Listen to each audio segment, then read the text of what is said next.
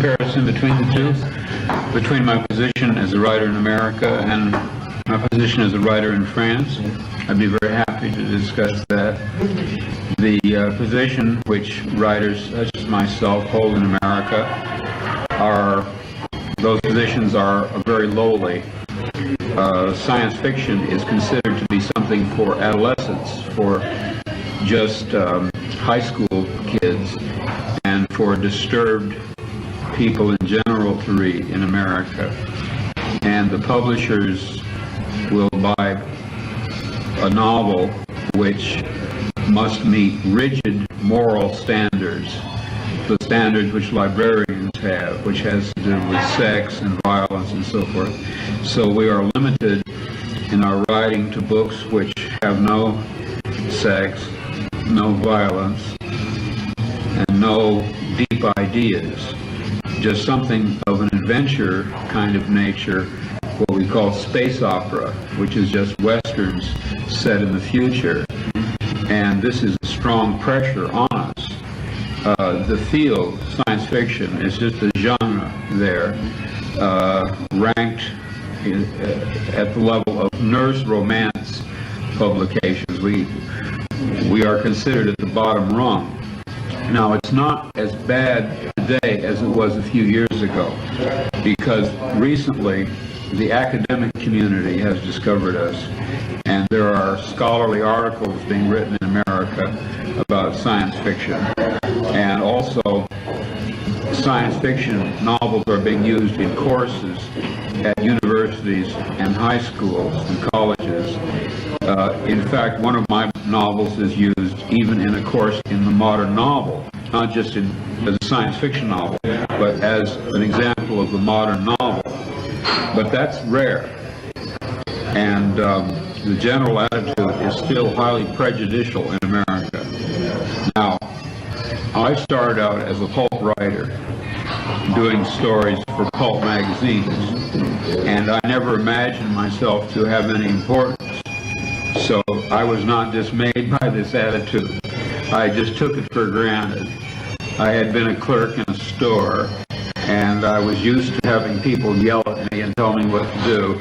And so to find myself a writer and be yelled at and told what to do did not surprise me. But then I discovered that in Europe, especially in France, science fiction was taken seriously, and the science fiction writer was not regarded as something on the level of a janitor. And my delight was enormous, and my amazement was enormous, and my agent was quite pleased. And I began to meet people from France who would come over and visit me.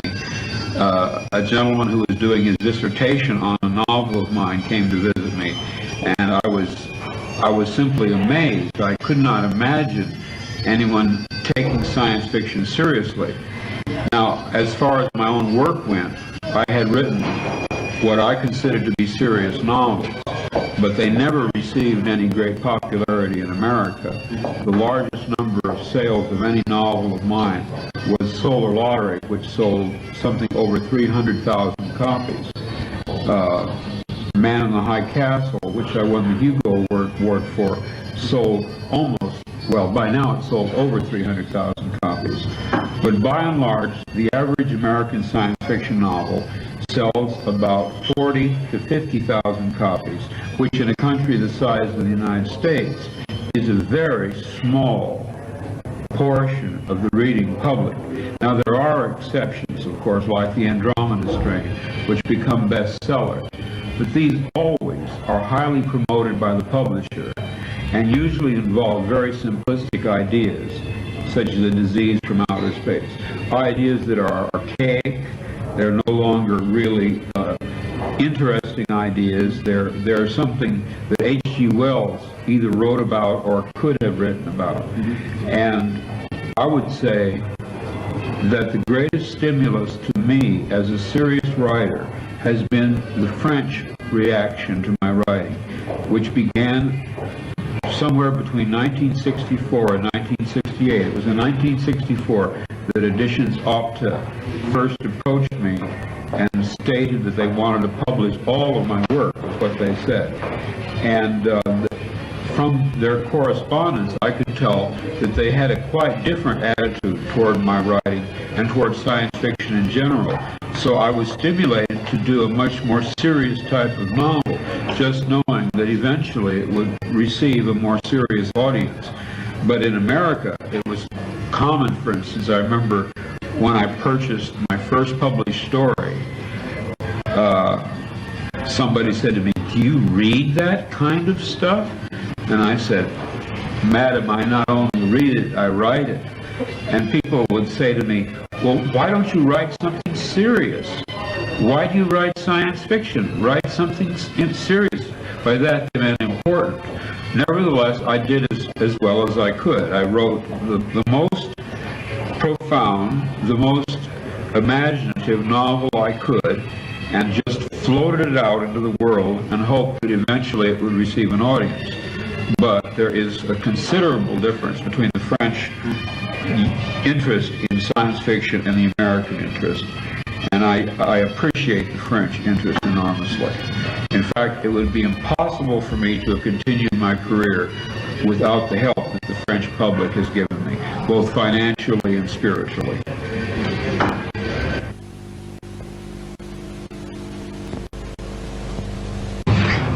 First of all, there is a major flaw in America which does not appear to exist in France. And that is, the American people are basically anti-intellectual. They're not interested in novels of ideas. And science fiction is essentially a field of ideas. And the anti-intellectualism of America and Americans prohibits their interest in imaginative ideas, in intellectual concepts.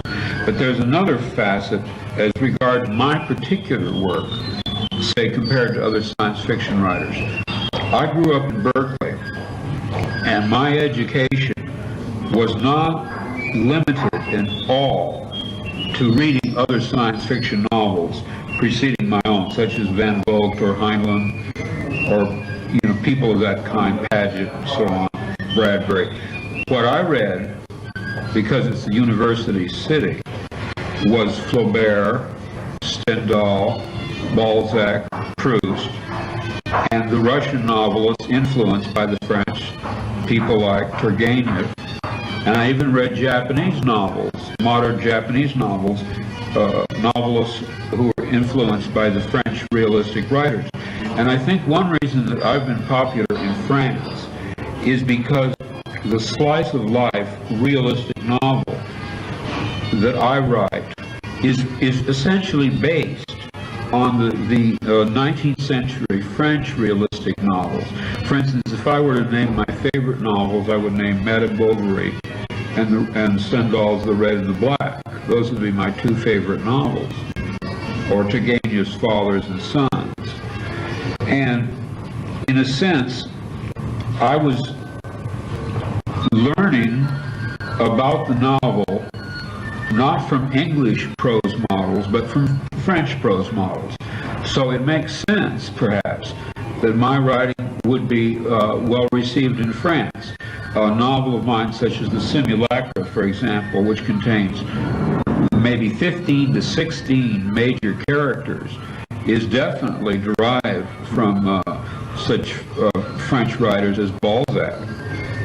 I think this applies more to me than to other American science fiction writers.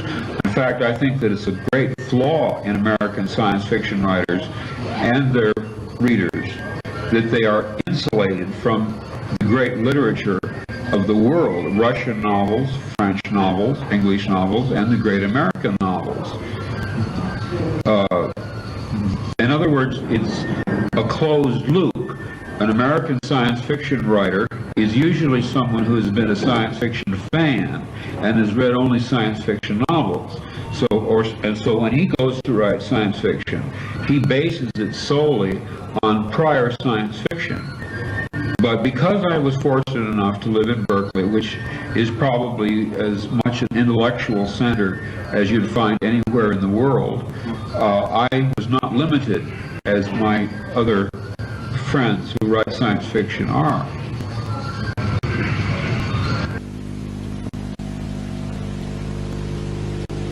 From the public as well? Oh yes, of course. Such a response, you know, for the people. Yeah. Oh yes, of course I did. Well, I don't want to make it sound as if... well, I had been told that, you know, by my agent and by French friends, that I would probably encounter publishers and editors that had brought out my books. I'm quite aware of how many books of mine are in print in France and how many editions, because I received, you know, detailed reports from my agent, and I knew, you know, that in France especially, say in contrast to Italy or Germany or England, there would be a greater interest in my writing by people in the business, people in the industry, rather than merely fans, readers.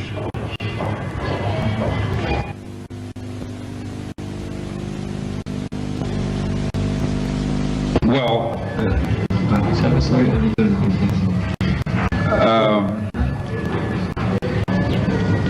my relationship with the United States has always been a very bad one.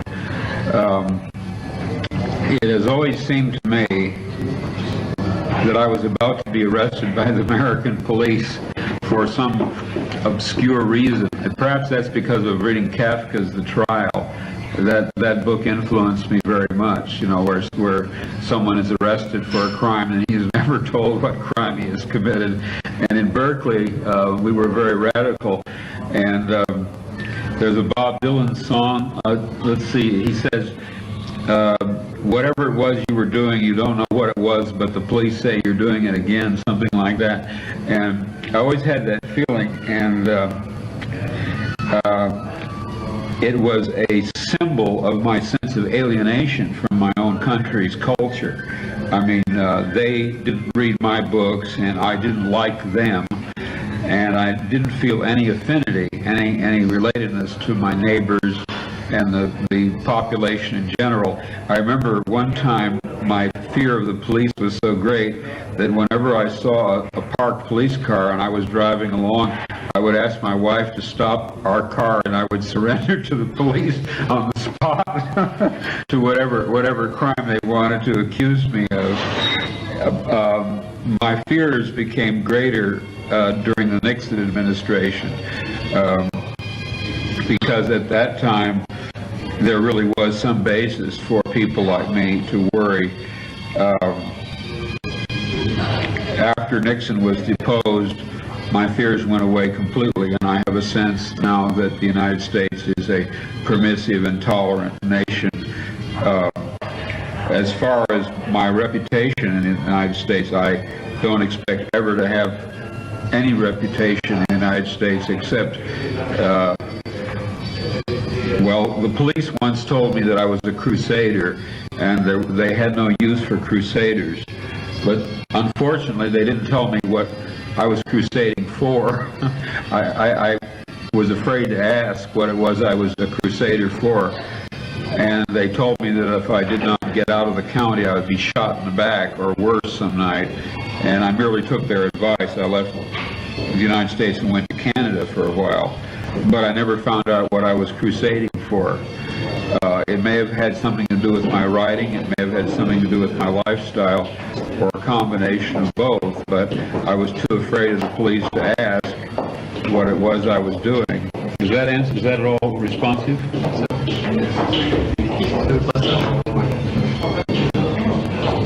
This attitude of mine shows up in my recent novel, A Scanner Darkly, where a narcotics agent winds up reporting on himself, turning over information on himself to his higher-ups. The paranoia of the Nixon period was so great by the government and also by the counterculture, the Berkeley people. Anybody like me who grew up and was part of the Berkeley counterculture became a marked man during the Nixon administration. It is impossible to tell how much of our fears were justified.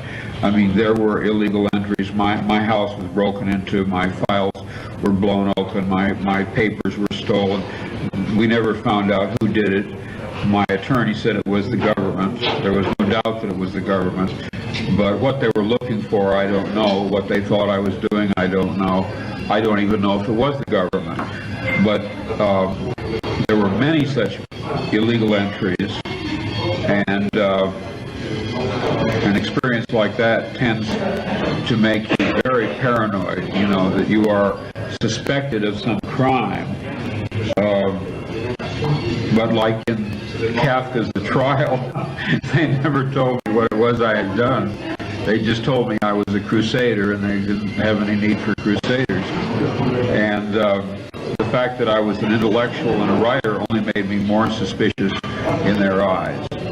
You've got to take into account that in the United States, to be an intellectual, to be a writer, is to wear a sign on your back saying, I am an enemy of the state.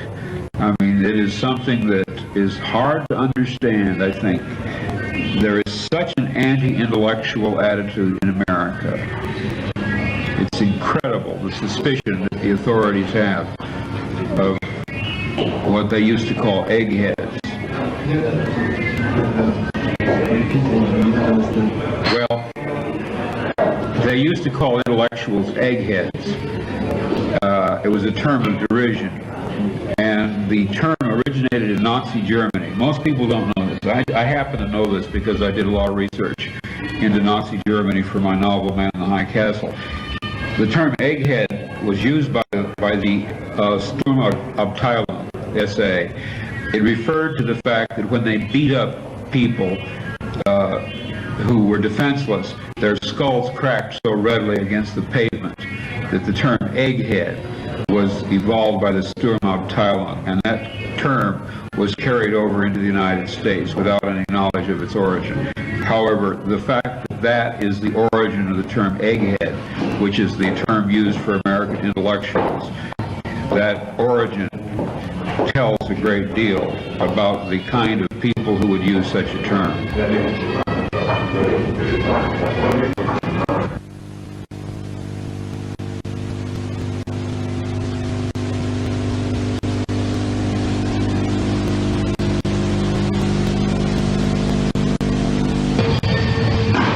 I lost that kind of apprehension abruptly in 1974 when the Nixon administration ceased to exist.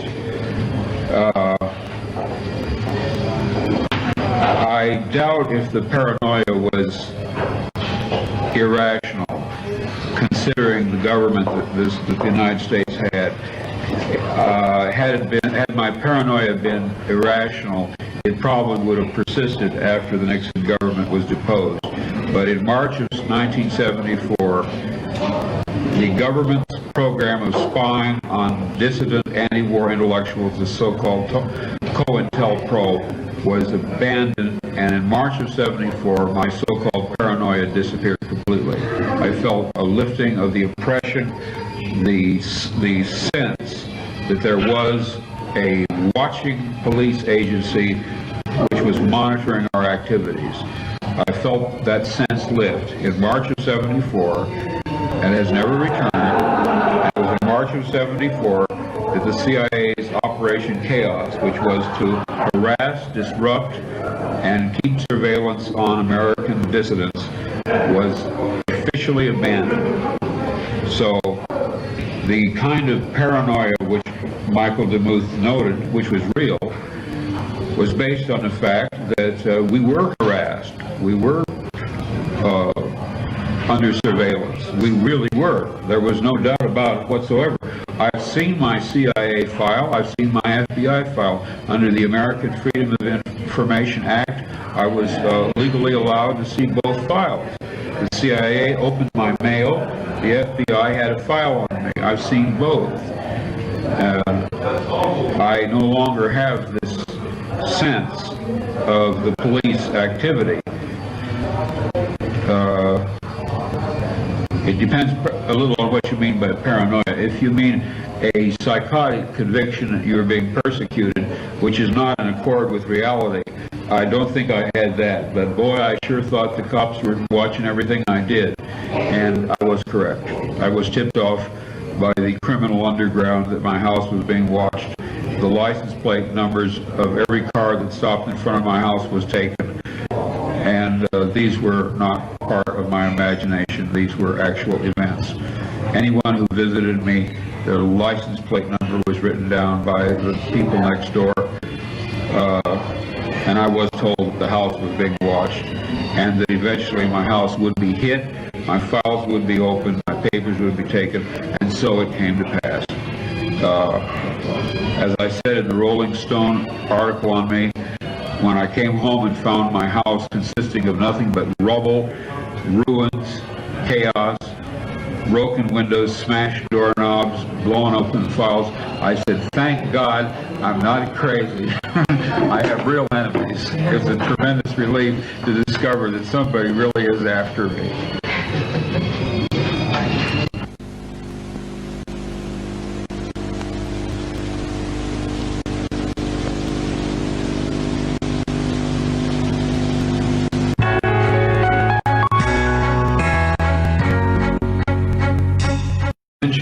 Kind of nature, what we call space opera, which is just westerns set in the future, and this is a strong pressure on us. The field, science fiction, is just a genre there, ranked at the level of nurse romance publications. We are considered at the bottom rung. Now, it's not as bad today as it was a few years ago, because recently the academic community has discovered us, and there are scholarly articles being written in America about science fiction, and also science fiction novels are being used in courses at universities.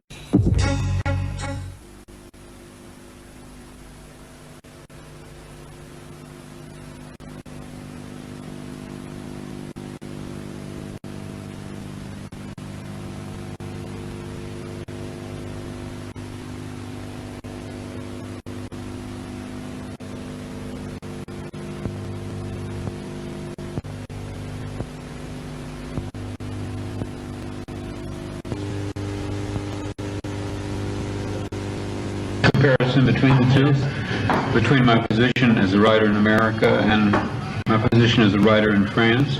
I'd be very happy to discuss that. The position which writers such as myself hold in America, myself a writer and being yelled at and told what to do, did not surprise me. But then I discovered that in Europe, especially in France, science fiction was taken seriously, and the science fiction writer was not regarded as something on the level of a janitor. And my delight was enormous, and my amazement was enormous, and my agent was quite pleased. And I began to meet people from France who would come over and visit me. A gentleman who was doing his dissertation on a novel of mine came to visit me, and I was simply amazed. I could not imagine anyone taking science fiction seriously. Now, those positions are very lowly. Science fiction is considered to be something for adolescents, for just high school kids, and for disturbed people in general to read in America. And the publishers will buy a novel which must meet rigid moral standards, the standards which librarians have, which has to do with sex and violence and so forth.